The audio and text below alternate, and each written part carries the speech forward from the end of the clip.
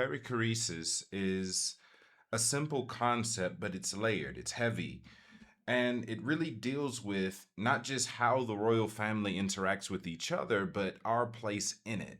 See, there's two things that people treat as separate things that are enemies to each other. Instead, they speak to separate perspectives around the same system. Some say there's oneness, some say there's separation, and both are true. And for the carnal mind, that gets difficult. How can something be separate but also be one? And that's because you're thinking about it in theory, not in practicality. So, take for example, you and I. Everything in this world is made out of light. All of it is light moving at different frequencies and existing and demonstrating different aspects of the same light. We are one in that we're made of the same light, connected through light, but different in that we have different experiences, we have different expressions, we have different personalities, we have different descriptions. How you would describe me is different than how you might describe yourself. That speaks to a separate when it comes to our nature, but a oneness within our connection. And that's true, again, not just with the royal family, but with us as well. We're included in this mixture. So the word perichoresis is a Greek word, and it speaks to the interconnectedness, the interpenetration, the encompassing nature of the Trinity, Father, Mother, and Son, bleeding into each other and bleeding into creation. Now, we fit into that creation aspect. They're not separate from us. In fact, if you let this be easy, you actually get to you actually get to participate in their infinity and in their eternity. See, the thing about eternity is that eternity is something that's always happening. It's always. It doesn't have a beginning and it doesn't have an end. It's always. And one of the issues that happens, especially through religion, is that when we start to think of eternity, we think of something that we'll later get to at some point, and that's what delays our experience of it. Eternity is always, eternity is now, eternity has always been and forever will be. So when we start to talk about our eternal position, our eternal destination, oftentimes those phrases are used to threaten people. Where will you spend eternity becomes a question about your future rather than a contemplation about your present. Where are you now? In the eternal now. So this even bleeds into some of the conflicts surrounding theology. My theology versus your theology, my experiences versus your philosophy. And it comes down to thinking that this stuff has to be far away. It's knowing that it should be close, but verbiage, but theology, but philosophy, but practice, lack of experience paints a different picture than even the simplicity of the reality. Sometimes I get misunderstood, not because I've said something that painted the wrong picture, but because of what words mean to certain people. Because of what goes through a person's mind when they hear the things that I talk about. Many of you think I talk about going to heaven. I don't. And I haven't for a very long time. I don't really go anywhere.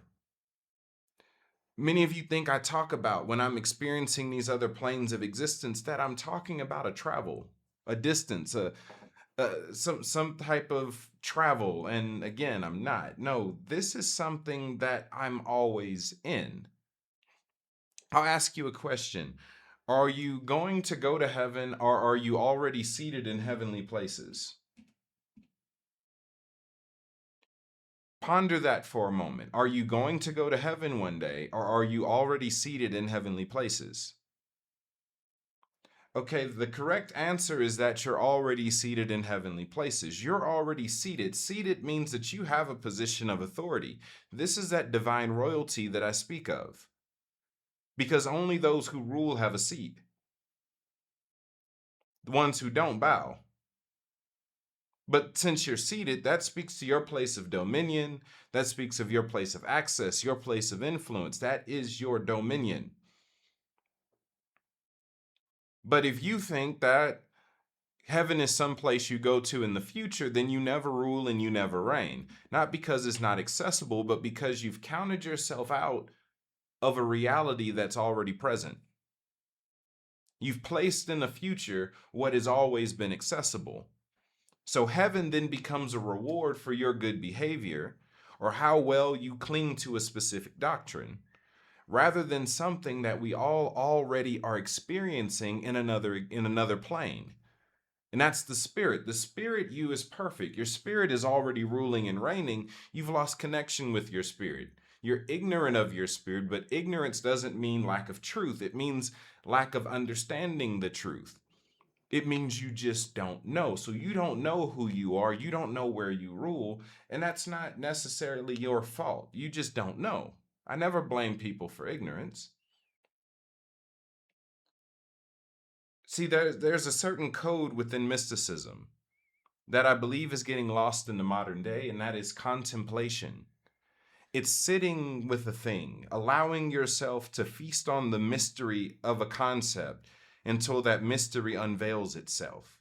In a day where anything can be Googled, where anything can, you can pull on ChatGPT, you can just pull on information, the idea of sitting with an unknowing is awkward in today's time. Many people don't do it. They'll take the quicker answer. What comes faster?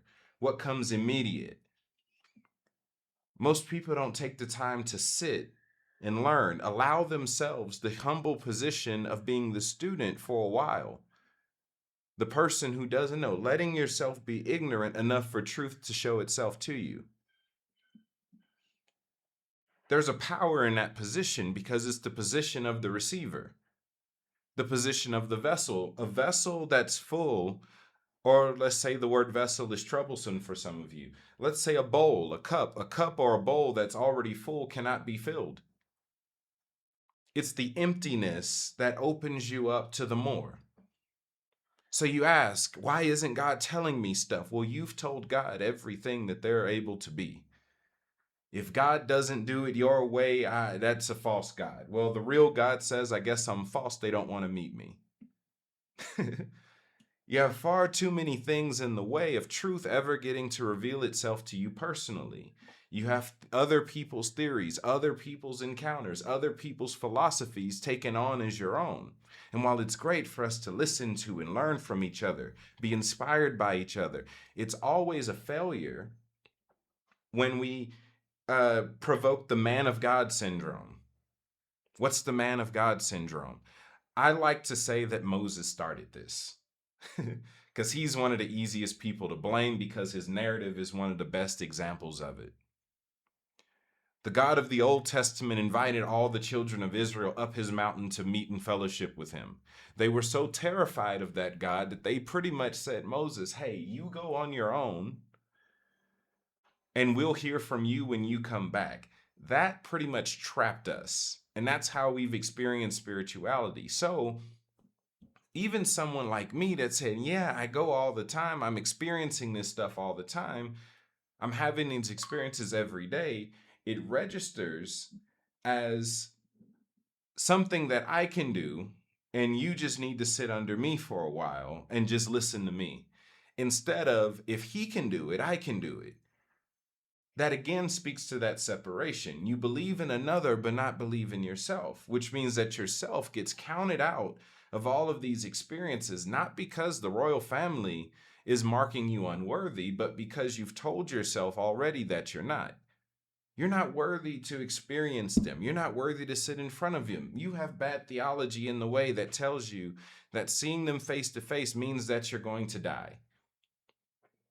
You have theology that says that you can only see them after you die. Why in the world did we let a theology and a philosophy of death override the presence and the experience of deities who raise the dead? Their presentation doesn't match the theology that became more dominant, and things like that should start to challenge us. So when I talk about my relationship with them, it's easy, not just because I worked so hard and accumulated so much energy that now these things are easy. No, it's always been easy. It's forever been easy. we are taught by default to let this stuff be difficult, that we have to work our way up. That in the West, that's the capitalism bleeding into our philosophy and our theology. We think everything has to be worked for. And even in that, that really defeats the fact that we are in a finished work. That I'm not doing something to start something new. I'm not starting from scratch. I'm standing on the shoulders of giants who've already done a bunch of hard work before I got here. So I'm benefiting from their labor.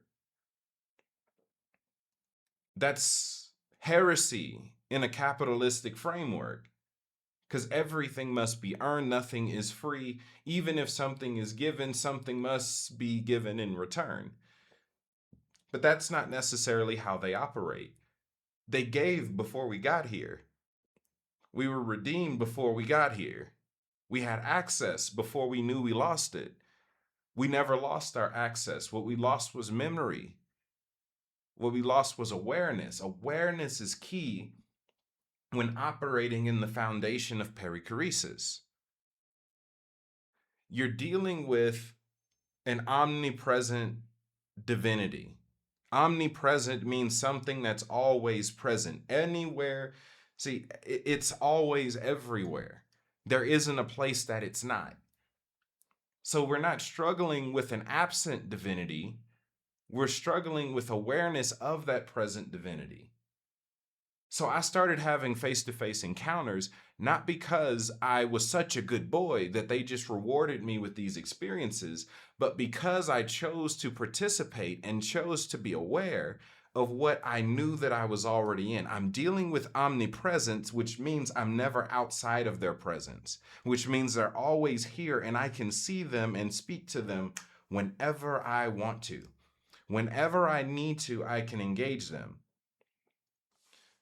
And that became the reality I experienced. I drew in on their omnipresence.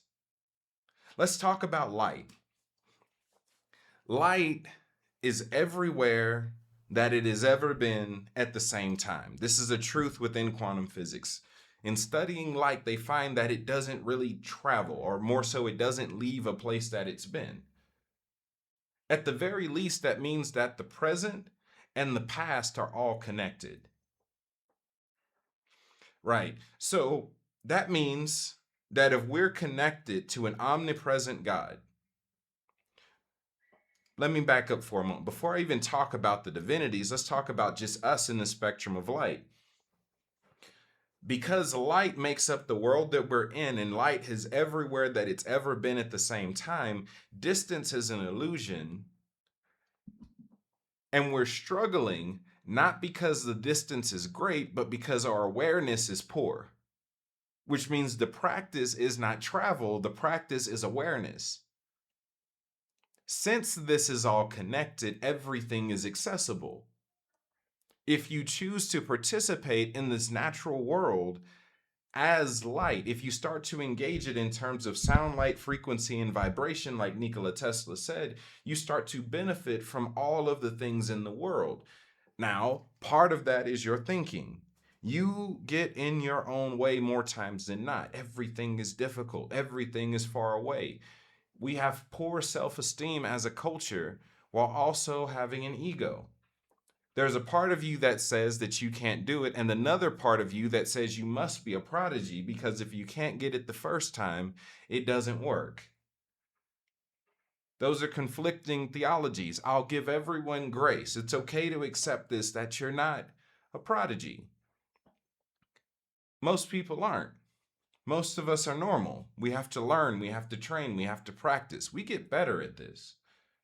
Which is why that's why contemplation is so necessary. It allows you to sit and ponder, sit and absorb. It lets truth do all the work just as you give it your attention. See, usually we only hear the phrase, what you give your attention to grows, when someone is trying to gaslight you away from paying attention to global atrocities. And they forget that that's a law that can be applied to their spiritual growth. That if you actually give your attention to the things you don't understand, eventually you will. Albert Einstein said something that I love and I have experienced. He said, it's not so much that I think I'm smarter than you, Instead, I sit with problems longer, therefore, I come up with solutions that most people don't. It's not that he was gifted with great intelligence, is that he had no problem sitting with something he didn't understand until it unveiled itself. Not blaming a teacher, not blaming a book, not shunning himself and saying, I'm stupid because I don't understand it immediately, but instead using it as a doorway to access infinite mysteries. So even omniscience is accessed through perichoresis. So going back to talk about the royal family, the Father, Holy Spirit, our mother, and Yeshua, our older brother, the Supreme Son, they're always not just with us, but in us and through us. It's an infinite overlap that if you let yourself contemplate it, you actually find more reasons to live a blessed life. That they're within you, but you're also within them, but they also are the substances that make up your triune self. So every part of you is connected to them. It's actually impossible for you to exist and be separate from them in any capacity. So even when we start to talk about these feats of teleportation, translocation, transrelocation, bilocation, multilocation, these instantaneous miracles that even I've experienced, it's not a matter of a distance being closed, but a reality being seen and participated in. This is participation. Even the word perichoresis speaks to a state of participation and awareness. Peri means something that's going around. Choresis is the same word we get the word choreography from. There's a movement. So it speaks of something going around or going through. And that's the participation part. There's an infinite and eternal movement going on that either you are aware of and you participate in, or you shun yourself from it and you don't participate in, even though you're in it. So even though these energies are moving through you and around you and they make you up and they're not only do they create you, but they help you create, they are the substance that forms your body, your soul, and your spirit. You can still choose not to experience any of the positive things that come from that connection. I can plug a lamp into a house, into the socket in a house, in a wall. The electricity bill can be paid. Electricity can be running through the house, but if the light is never switched on, it never shines its light. It's not the fault of the electricity or the wires. Either it was turned on to the power running through it or it wasn't. So when dealing with even all of these different manifestations, I started to access them not through begging for them to come pick me up. Oh, that sounds good. Do that for me. I'm like, no, no, no, no, no, wait. This is easier. Because distance is more of an illusion. What's really going on here? And I'm not even claiming to have mastered it yet, because that's not a manifestation. Those aren't manifestations that I've really focused on all too much, but I have had some experience. But as I started to ponder on the omnipresence, I said, well, pretty much since you're everywhere, not just in space, but in time, I can experience anywhere that you are just by going through your presence, using the presence as a doorway. Many of you miss out on a ton of interactions, a ton of experiences every day. You go into the presence and then you say, oh, it was just the presence. No, everything that you're looking for is already in that presence. The angels you want to see, the person who the presence belongs to, the presence is the proximity of the person. So to engage the presence is to be with the person. So even in that, I started having experiences because I started looking for the person in the presence I was already practicing. And again, the presence is something we're always in, not something we have to make show up. It's our awareness of the presence that bleeds more into it. Learning to honor, hey, you're here. I want to experience you right now. That's not begging, that's a choice. Where are you around me? I know you're here. Spending time in the manifested presence, using the presence as a doorway, because the royal family, as individuals and as a collective, they don't travel solo. They always travel with an entourage. So mother's never by herself. The father's never by himself. Yeshua's never by himself. Of course, we might be more focused on them in the moment, but they're never by themselves. There's other stuff always with them. Usually they have saints with them. Usually they have angels with them. The seven spirits accompany them at times, but there are always other entities around. And that's whether you see them or not. If you can recognize their presence, you're recognizing their entourage. So then you start to honor that. You start to pull on, wait a minute, there's angels here. How do I know angels are here? Because you're here. I'm aware of your presence, and your entourage is always with you. Your present, it's impossible to be in the presence of someone and they not be there. It's impossible for you to be in someone's presence and them not be there. So as you start to practice the presence, spending time exercising the awareness of their omnipresence, you start to interact with the person more. Now, guess what? Hearing from them comes a lot quicker, because hearing isn't a matter of distance, nor is it a matter of compassion. They're not hazing you. Oh, you got to sit quiet for 6 hours before I talk to you today. No, that's how long it takes for you to listen. That's how long it takes for your ears to open. That's how much time it takes for you to focus. They're always around. They're always open and willing. They're always sharing. But are we hearing? We don't take responsibility for the right parts of this journey. Us not hearing them isn't them not wanting to talk to us. It's usually things having our awareness other than them. So you learn how to keep your awareness on them while also living a regular life. That their input actually helps you with normal life. It's not something where you have to put off, I have to quit my job, I have to isolate in the mountains in order to hear from them. If it takes all that for you, fine. But truthfully, they can help you while you're grocery shopping, while you're driving, while you're running errands, while you're at work. Because their presence is always there. Their presence isn't stuck in the mountain. They aren't Force ghosts from Star Wars, who the Force is stronger over here, so now the Force ghosts can appear. No, they're everywhere. We just choose to participate in that. So we start to hold ourselves accountable for our participation. Hey, did I actually pay attention today? Did I listen for them today? See, it's not transactional. It's not, all right, I gave you an hour. Dang, where's my encounter? No, no, no, no, no. They don't work that way. They're people. They have personalities. And again, it's not transactional. It's, am I aware of you or not? So it's practicing the awareness, looking for them in this infinite space. I know you're here. Where are you? Since I'm already with you, okay, this presence is manifesting. Where is this presence radiating from? Can I find the focal point of this presence? Can I find the yod in the infinity?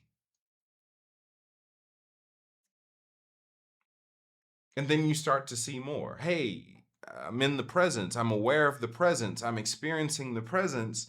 Okay, there must be angels here. What saints came today? Do I know their names? Can they share their names? Who are you? Where are you? You start to inquire more. This is where contemplation feeds into mysticism, because it's in the more that you ask questions, the more that the answers come. Where are you? Oh, over there. Okay. Who came with you? Oh, they came with you. Wait, I'm seeing angels all of a sudden. See, for me, I didn't start seeing first. I was sensing first. I tell y'all all the time, I trained myself in all of this from scratch. Yes, I had powerful experiences as a kid, but like most people, I lost them.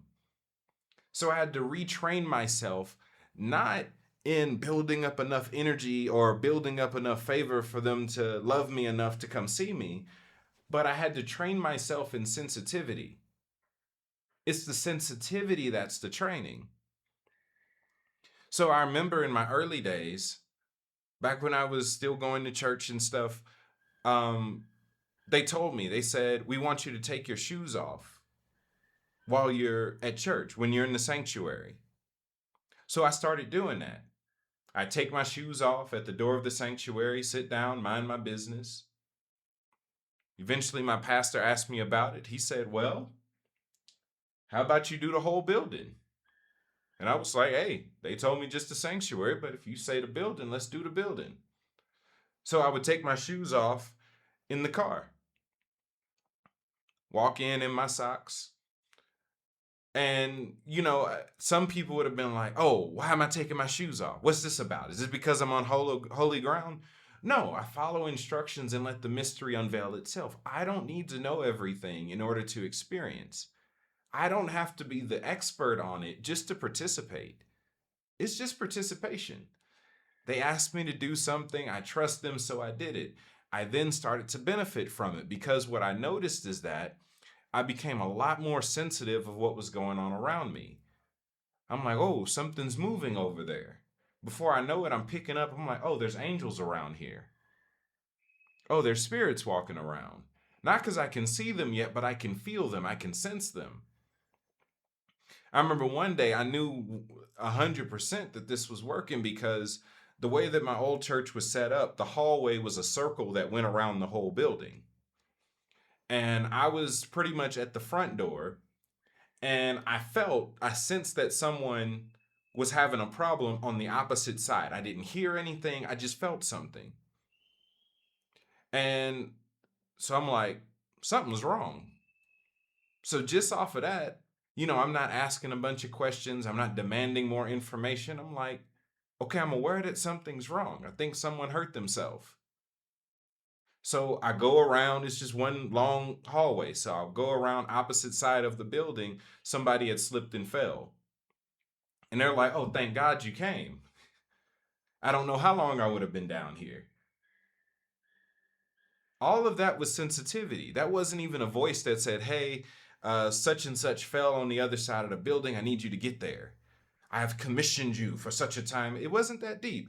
I felt something was wrong because I was practicing sensitivity. Yes, keeping your shoes off is a way to boost sensitivity. I talk about it in my book when I talk about the anatomy of the spirit. So I was activating spiritual organs without knowing the anatomy of the spirit yet. I learned that later. So it's more about sensitivity, choosing to participate in what's already happening because this is eternal. You're already in it. Again, you're not going to go to heaven one day in the future. You're already there, and I'm getting you to experience. I want you to experience the truth that you're already there. I have religious people. They say, oh, Yeshua is the door. You can only get this stuff through him. Yes, he's the door. He's an open door. he's not he's not a bouncer at a club trying to make sure you fit the bill before you get in. He actually marked you more worthy than you think you are. I think someone dying for you is proof that they think you can have what they died for. He died for you to have access. Hey, let's talk about doors for a moment. What do doors do? They stand at the threshold between two worlds. So if he calls himself a door, that means that what he's actually inviting you to is the stuff that's on the other side of him. Have you ever worshiped a door and got anything from it? If I told you that there was $1 billion on the other side of a door, would you stand at the door and say, oh, I thank this door? I'm so grateful for this door. No, if it was money, you would understand spiritual principles and you would go through the door and get all that you can get. Now, when I tell you it's spiritual, then all of a sudden the door is the most important things, and we shout not go past the door. No, the best way to honor the door is to go through it. What is the possibilities that the door is inviting you into? These are invitations. Yeshua says things to people all the time. He says, come up here. He says things to people they don't understand. Guess what? I went in the spirit one day. This was back in 2020. And I said, you know what? I want to hear what Yeshua teaches. I've never heard him teach before. I've heard him talk to me. I have a relationship with him, but I've never heard him actually teach. What does a sermon from him sound like? So I just tune into the spirit. Hey, he's somewhere, somewhen teaching. So I just start to practice the presence. He's already here. I'm already in his presence. Wherever his presence has been, I'm already there. So I start to focus on that. And before I know it, I'm sitting with him. I'm sitting a fair distance away from in the back of a crowd. He's sitting down. There's people listening around him. There's angels, there's saints, there's people, animals gathered around him. And all I'm hearing him say is expand, expand, expand, expand. And it's like each time he says it, the energy on it gets greater, even though he's not shouting. Now, in that moment, I'm like, okay, expand. That means get bigger. Okay. I don't know what to do with that yet, but I kept it and I contemplated on it and I just accepted it for what it is. I'm like, wow, that was powerful, but I don't know what that means yet. Look, I'm okay with the mystery. Come on, I didn't name the name of my ministry is Cave of Mystery, not Cave of Everything is Easy to Understand. That's a different place. So as years went on, different moments would happen. Certain revelations would drop in, and I'm like, that's the expansion. See, that was the precursor to me understanding the empire of heaven. Is that it was even bigger than just being a kingdom. And how the imperial nature and of how empires actually function, the nature of an empire. He was calling me into an imperial nature back in 2020. I didn't start walking in it until 2022. I didn't fully understand it till maybe 2024. Even though, some of these mysteries are progressive. Some of these experiences are progressive.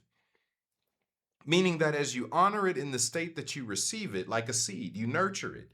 It gets bigger, it gets greater, it matures, it grows fruit, the fruit falls, now it's planting more seeds, and now it's growing, and then other people benefit, but it starts as a seed. Have some realistic expectations, even within your spiritual journey. Cut yourself some slack. You usually don't plant a seed and eat the fruit the same day. It's usually a moment. It takes a while for things to mature, for them to ripen, for them to be ready for you. Learning how to honor, hey, I got this thing. I heard him say this thing.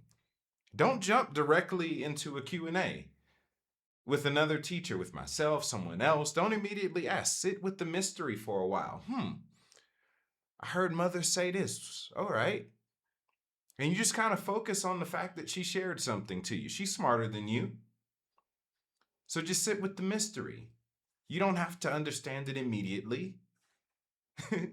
Sit with the mystery. Let the mystery unveil itself. Revere it, honor it, hold it. It'll understand itself for you in time.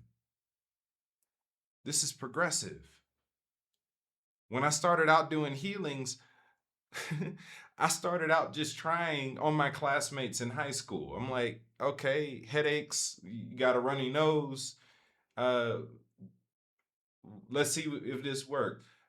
I chose to believe that the success of the last one meant the success of the next one. So within a year, I went from just headaches and colds all the way to a classmate of mine who had a bent spine unbending in class, to 3 people with cancer getting healed. Now, I didn't have a healer's course to take. I didn't have any books that taught on it. People weren't sharing their secrets at the time when I was coming up. And if they did, I didn't know who they were. I wish there were some books on how to heal that I could find back then, because I definitely would have read them. Instead, I chose to participate in something that I knew was true. I knew healing was possible, so I just tried it out. That's how I got to experience most of the things that I did. I knew that it was possible, so I tried it. And most of the time it worked. In fact, Yeshua actually rebuked me back in 2020. I love when he rebukes me. His rebukes are some of the most powerful things because those are course corrections, those are realignments. So I get excited. I'm like, please tell me I'm doing something wrong so I can adjust and start doing it a better way. So one day, I wanted to have more experiences with the cloud of witnesses. And I was praying out loud and he interrupted me. I was praying something along the lines of, oh, I would love to just be able to sit with the cloud of witnesses and just ask questions all day and just pick their brain and get impartation. And he said, did you even try? And I'm like, I guess I didn't. I've never actually tried to talk to them before. So, with my lingering religion still in me, because I'm only maybe a month out of starting from scratch, so I still have a bit more religion in me. uh, and I go to ask for permission. I'm like, oh, well, am I allowed to? And he didn't answer me. He kind of just gave me the, well, duh, I just told you to try. I'm like, you know what? You're right. So then I started having conversations. I don't remember who was first. I ended up writing all my conversations down. But just as soon as I asked a question, I got an answer, which meant I was praying for something, trying to get permission for something, trying to get a sovereign act where, oh, Yeshua has to come appear in my room and say, hey, I want to introduce you to somebody. And I have to be taken on an encounter where I have no control over myself in order for it to be valid. Well, you can wait on that. I can't tell you how to experience that.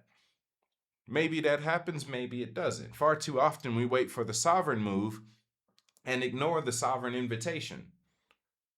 He said you already have access, so I started to use my access. There's a preacher named Isaac Petrie, and he tells a story all the time. You can find it where he talks about being invited to another preacher's home who was really rich, really wealthy. And he said when he went, he had in the back of his mind things that he heard from his parents growing up that said, when you get in here, act like you got some sense, be on your best behavior. So he says he goes in and it's a few other people there and they bring out the appetizers and they're like, okay, we got this for you. And he says they start eating and the food is great. And he's like, man, this is good, but I need to behave myself. I don't need to be greedy. Right? Don't want to embarrass myself. Don't want to act like I don't have home training. And he says they get done with the appetizers and they're on to the entree comes. And it's some other amazing food. Everything is great. But he's still holding himself back. He eats. He's like, oh, this is good. Oh, no, I'm full. I'm good. But he really wants some more. But he doesn't want to embarrass himself. So long story short, they leave that night. He's like, you know what? I did a good job. I'm definitely getting invited back. I have such good manners. Well, he goes to the church the next day and the preacher says something from the microphone. He's like, hey, I want y'all to know something. If I ever invite you to my house, understand that I am going to take care of you. That you aren't saving me any money by not eating the food that I've already paid for.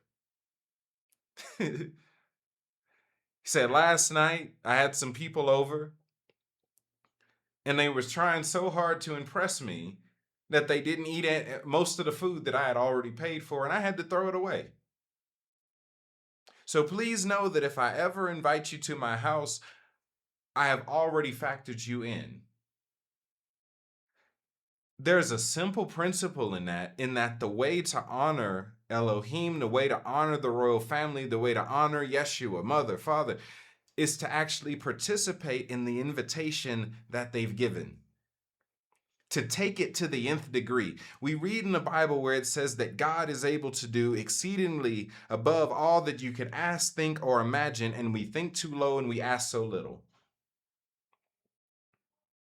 We need to push that more. You need to push that more. You can imagine it, start engaging for it. You can think about it, start engaging for it. Let's push these scriptures to the limit. They want to call them, people want to call it the word of God. This is God in the book. Fine, I'll give you that. I disagree, but I'll give you that. Since it's God in the book, let's push that. If I can think it, I can do it. If it says that someone was able to experience it, so can I. Oh, the Bible says that no one can see God's face and live. Yeah, it's very specifically says that Moses did in the book of Numbers. Said the rest of you I speak to in mysteries that need to be interpreted, in dreams and visions and divinations, but Moses, I meet him face to face. Face to face encounters are accessible and always have been. The book of Isaiah. In the year that King Uzziah died, I saw the Lord. He was high. Hey, he saw the Lord. He saw him. And then he was caught up into the heavens, was encountering the seraphim. These are invitations. Not just believe, okay, they had that, so that's their credibility. No, they had that experience, and so can you.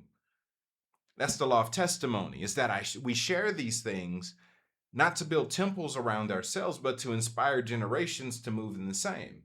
Detoxing the man of God syndrome that says only one chosen one or some chosen people can experience these things. No, Yeshua died for all, gave access to all. That's the power of the door that he is that he gave us all of the access. All of us have the access, but only some of us use it.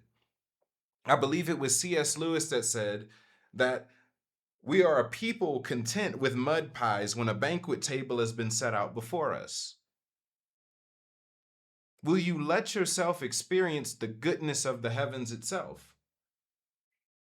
I was already starting to experience the supernatural. I was traveling and experiencing the heaven. I was experiencing these things. I was participating in this heavenly rhythm that we call perichoresis. So I was already having experiences moving through what people call hell, experiencing some of those more negative places in the astral plane and in the spirit world, seeing some of the more positive places, some of the more neutral places, and I'm experiencing these things. I come across a guy named Sadhu Sundar Singh from 100 years before who wrote a book. So I read his book, Visions of the Spirit World, and I'm like, oh, he's pretty much describing everything that I'm already seeing. Of course, our verbiage is different. The way that we talk about these experiences are different, but what we're seeing is pretty much the same. I'm like, okay, this is amazing. Now, I didn't need a special impartation from Sadhu Sundar Singh. I didn't engage him in the cloud of witnesses and then he lays his hand on me and blesses me. That didn't happen at that time. I met him later. But I was already experiencing the same things. The book was more so confirmation that I just wasn't making this stuff up. I'm like, okay, nice. Not that I needed that because I was already confident, but confirmation helps sometimes. It was proof.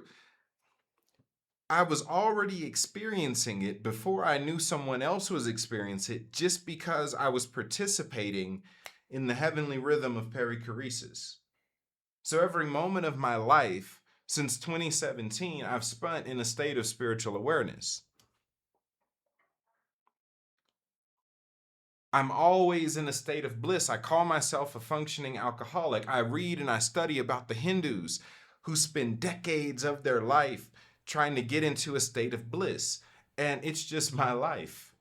Some people ask, why does he giggle? Why does he laugh? It's because I'm in this space with these entities 24/7. I'm with Yeshua, who is the Lord of joy. I'm with the Father. I'm with Holy Spirit. There's nothing but joy, peace, and rest around them.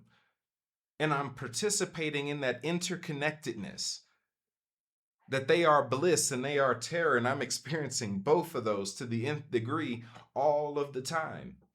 I've just learned how to function in public. And again, that's not something that only I can do. No, that even me telling you that is an invitation. You should say, hey, I want to experience that bliss. I want to experience that terror. I want to experience that joy, that rest, that peace. And then you start to practice and pull it out of the present. Since they're with you, you're already in it. Let yourself have it. When I take people into the heavens, as I've been doing for the last like 6 years, 7 years, taking half a thousand people at this point. A little over 500 people, 600, somewhere around there, I've taken into the heavens. And most of it is me simply getting them to participate in a space that they already have access to. And I make sure to emphasize, you don't need me anymore. Replace it with your prayer life. Just go see them. Just go be there. Participate. Allow yourself to experience it. Again, so many people are waiting for the sovereign act that they miss the sovereign invitation. You've already been given permission. Use your permission. Respect them enough to access the things that they gave you, to use the stuff. Have you ever gotten someone a gift and then you go check on them maybe a year later, some months later, and you say, oh, how you liking the such and such that I got you? They say, oh, I haven't even opened it. Haven't used it yet.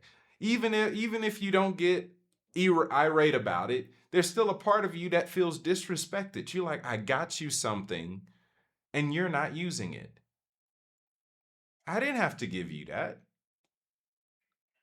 So then we'll look at other people who are moving in things and we think they're less qualified than us. No, they're participating when you're complaining. They're participating while you're being skeptical. They're participating while you're psyching yourself out of it. They're participating while you're overthinking. We talk about God not being a respecter of persons. Great. Believe that more. Believe that you could have the same experiences that I have, that Yeshua have, that all these other saints and mystics throughout history have had. Start to count yourself among them. Let's say none of us are special. Now, since none of us are special, let's do the same things as each other. Let's have the same accesses. We're wrapped in the same experience. The same energy flowing through them is the same energy flowing through me. It's the same energy flowing through you. It's the same energy. It's the same consciousnesses. It's the same spirits that we all have access to. But what we see is those who are willing to push the boundary and demonstrate aspects of what they're experiencing. What parts are you participating in? What areas have you taken them up on their offer? That's what we're looking for. That's what we need. More of that, more experiences, more participation. And as more people participate, guess what? More people demonstrate. And as more people demonstrate, more people feel the invitation to experience the same things. And in less than a generation, we change what our world looks like. Just because more people are in tune with the presence we're all wrapped in. But of course, we are in a forerunner period. People are just now waking up to this stuff. Certain conversations are more accessible and acceptable now than they were 6 years ago, 7 years ago. There was a shift in 2020.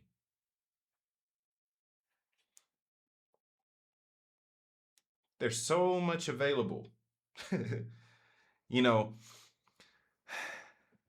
there's plenty of things that I've gotten in trouble for teaching over the years. And I don't feel bad about any of them. I'm someone who believes that gospel is actually supposed to be good news. That's what it means. Gospel is a hyperbole. It even means too good to be true news. It's news that's so good that you have a hard time believing it. Yeah, so every day as I'm learning more and more, I'm experiencing more and more, this stuff gets better and better. So, yeah, I have a reason to giggle. I have a reason to laugh, even in the midst of the chaos that's taking place in the world because of where I'm seated at, not in ignorance or with a lack of compassion for the horrors and atrocities in humanity. That's really what the apostolic is all about. It's bridging the gap between heaven and earth, making earth like heaven. On earth as it is in heaven is apostolic work. That's an apostolic commission, and we're in it.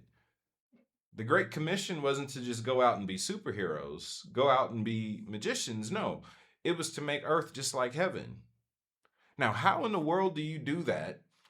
Yeshua rebuked me about years ago. He said, I understand, but how are you going to make earth look like a heaven that you've never seen, that you're unfamiliar with? Right, because I got around people. Eventually, I found other mystics who were accessing the heavens and were experiencing other stuff. Uh, the same stuff I was seeing. They were seeing Mother, they were seeing Yeshua, they were seeing the Father. They were traveling the heavens. Some of them were healing the sick and raising the dead. All of this stuff. And what started to bother me is that they were going and having these experiences. They're rolling on the floor, they're laughing. But when it comes to solving any problems on the earth, it's, oh, that's beneath the sun. We don't want to focus on that. Let's just keep our eyes here. And I'm like, I think y'all have missed the message. The message isn't to be so heavenly minded that you're no earthly good, but to be so heavenly minded that you can finally be some earthly good. It's in accessing the heavens that I find solutions to things that people have given up on. We need more of that. That's not pressure for one person to arise. That's pressure for a generation to awaken and start using their access. Hey, this stuff isn't behind a paywall. Hey, this stuff isn't behind a behavior wall. Hey, this stuff isn't behind, it's behind your own participation. It's as simple as opening a door. Guess what? That is an exercise in itself of accessing the heavens. There's some people who accessed it just by taking a door, closing it, closing their eyes, and walking through it and deciding to be in the heavens. And that's it. That simple, and their bodies leave, vanish into thin air. There was a man of God named Joseph A.O. Babalola who would pray for weeks straight. They document him walking on the air, not sleeping for weeks straight because he's praying in one spot. He was a missionary and he ended up traveling the world. He lived in Nigeria, but he traveled the world doing crusades and hosting meetings, but he never took a boat or a plane. He would grab the hands of his team and they would pray, and then they would just step into that other country, into that other region. Yeah. Why is that? Oh, he must have been blessed. He must have been an angel in disguise. No, he was someone who chose to participate in perichoresis.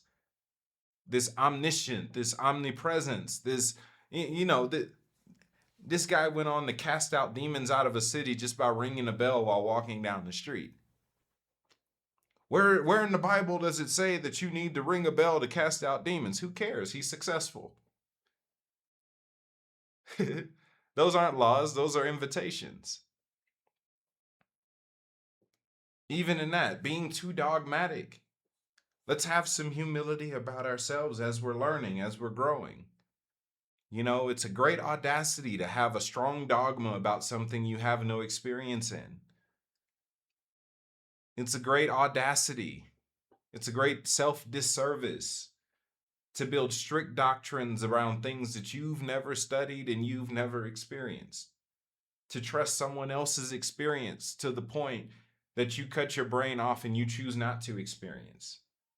The amount of people in life in general that have given me their theology about healing who've never healed a single person in their life. Every person they pray for die, yet they still feel entitled to tell me how it works, when at this point I've done tens of thousands. Have people who've never experienced heaven, never met the royal family, come to tell some of us who do what it takes to get there, what it should look like, what it should be. because they read this person's book, that person's book. Guess what? You read those books and didn't get an experience. Not even blaming the author, but you're focused on the wrong thing. Far too often we fear and we actually worship the fear of being wrong so much that we never let ourselves experience. We're so afraid of being deceived that we deceive ourselves. We're so afraid of being led astray that we hold ourselves in captivity before a leader ever gets the chance to take us to somewhere, whether it's good or bad. So again, if there's anything that you get from this, is that this stuff is easy. You have access. You have access to these experiences, to this relationship. Again, the royal family wants to see you and be with you and have a deep and personal relationship with you more than you do. And for some of you, you have different reasons for why you're not crossing the threshold. Some of you think it's harder than it is. You think you have to earn it. You're afraid of them because of what church taught you or what the spiritual or new age community taught you. Like, oh, Elohim, that's the Anunnaki. These are aliens. This is, oh no, they're harvesting our souls. Oh no, it's the archons. Oh no, it's this. Your faith is in the wrong place 9 times out of 10. It's no different than the religious people who assume that anything supernatural must be witchcraft. That same consciousness just moved into a different community and said anything good must be an egregore. It must be the imagination. It must be a false entity. Same religious spirit saying that good things aren't able to come. If something shows up, that means it's evil. That means it's misleading. That sets you up for failure. So, be careful with the people whose theories you entertain. Look at their life. Do they have any fruit of the theologies and the philosophies that they so boldly claim to? It's like, okay, this is your theology on how this works. How have you been successful? Most people say, no, I've never done it before, but I like the way they talk about it. All right, well, you need to get off the soapbox. There's many ways. See, there's things that those of us with the experiences know that people without them get confused on. I forget which mystic it was, but he said the theologians of all the cultures argue, but the mystics speak the same language. Those of us who are experiencing these other realms are describing it in our own way, but most of us are experiencing a lot of the same stuff. So it doesn't become okay, all of y'all need to sit down and hash this out so we can have y'all do all the work for us. And, now we have a doctrine to cling to. No. You need to come see this stuff yourself. Wait, you say there's 7 heavens. This person says there's 12. Both are true, depending on how you're looking at it. How can both be true? Okay, I'll ask you an equally dumb question. Does hot water or cold water come out of a faucet? Wait, you said there's only hot. You said hot water came out the faucet. Well, they said cold water came out. Oh, one of you's lying. One of you's deceived. No, both can come out of the same faucet. Sometimes we get caught and it's the error of humanity's ego that tries to form doctrines off of other people's experiences instead of going to have the experience. I encourage you, build theologies and philosophies off of your experiences. That's pretty much what the Bible is. It's someone else having an experience, and then someone wrote it down. Among other things that happen. Trust me, I know. So if you can believe the stories of someone from thousands of years ago, whether it happened or not, or happened the way that it says it happened or not, you believe it. You agree with it. You believe it's possible for them. Give yourself the same courtesy. It's possible for you. Again, it's all about participation. Letting yourself experience the things that are already accessible. This eternal now not this future. You're not saving up reward tokens for a heavenly reward. I'm going to have a bigger mansion than you in heaven. Oh, my mansion's going to be beautiful. I'm going to have this many rooms in it. It's going to be made of gold, is this and that. And these are all my rewards for going to Bible study every Wednesday and making sure I'm at Sunday school every Sunday, and all these years of meditation I put in. And, I made sure to argue with enough people on the internet. And yeah, this is going to make sure that my mansion in heaven is great after I die. Yeah, you're just as deceived as the atheist you hate. Both of you are dying, waiting to see what if. See, it doesn't take any faith to believe that something's going to happen when you die. You have no chips in the game.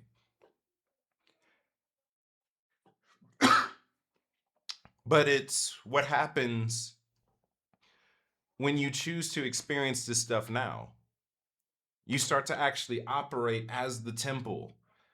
There's certain phrases we throw around and we don't contemplate, therefore it doesn't unveil itself. Hey, what's a temple? It's the house of a deity. They say, oh, heaven and earth shall pass away. And you think that means that actual earth and actual heavens are going to be destroyed.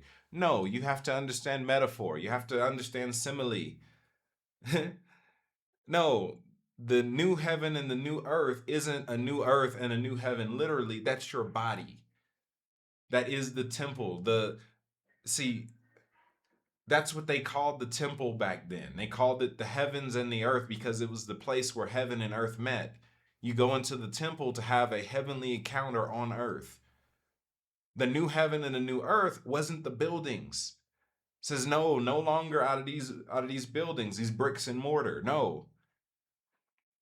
You now are the temple, which means you're now the space that bridges the gap between heaven and earth. Now, that shows you some level of importance, some level of connection.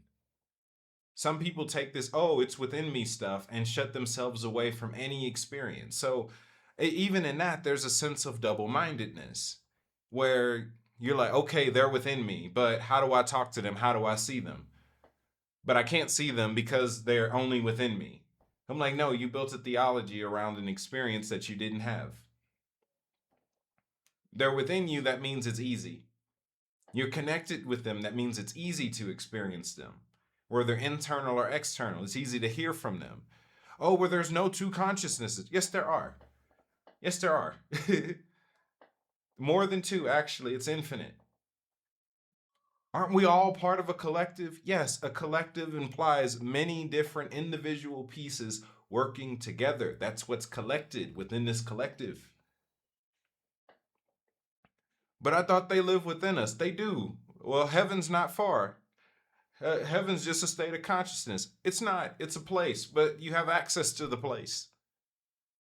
How do I have access to it? How can heaven be a place? Because it's not on earth. It's in the spirit. What's the spirit? See, this is what I mean. Overthinking these things. There's a part of you. Heaven is where the part of you that's already seated is. You find that place, you found heaven. It's a version of yourself that's already in the heavens. You need to gain awareness of that place. Gain experience of that place. Choose to participate in that place. Move out of theory land. Lose your allegiance to the theories and the hypothesis and all the different dogmas and doctrines. Put that to the side. Let's actually experience some of this stuff. Don't take anyone's word for it. Just come see. Come look at it. Come experience it. This person said Yahweh was this way. You're saying that way. You're saying, well, what about this person? What about that person? That person experienced. Notice how you're caught between experiences of people and you have none yourself. That's a dangerous place to be in because now you're pitting us against each other as if we're enemies. Instead, we're observers. It's in the choice to observe rather than trying to synchronize and piece together other people's experiences. Because truthfully, depending on a person's calling, they might be called to a part of reality that another person isn't. And they're on opposite ends doing different jobs. Therefore, their experiences are different.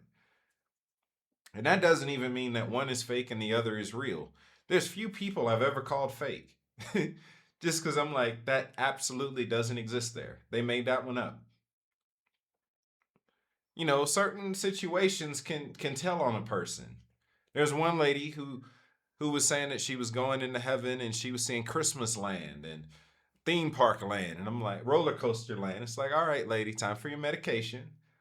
Lady then came out in in 2020 and said that Jesus was appearing to her every day and told her that Biden wasn't going to win in 2020. Only for Biden to win in 2020. That tells you someone was imagining things.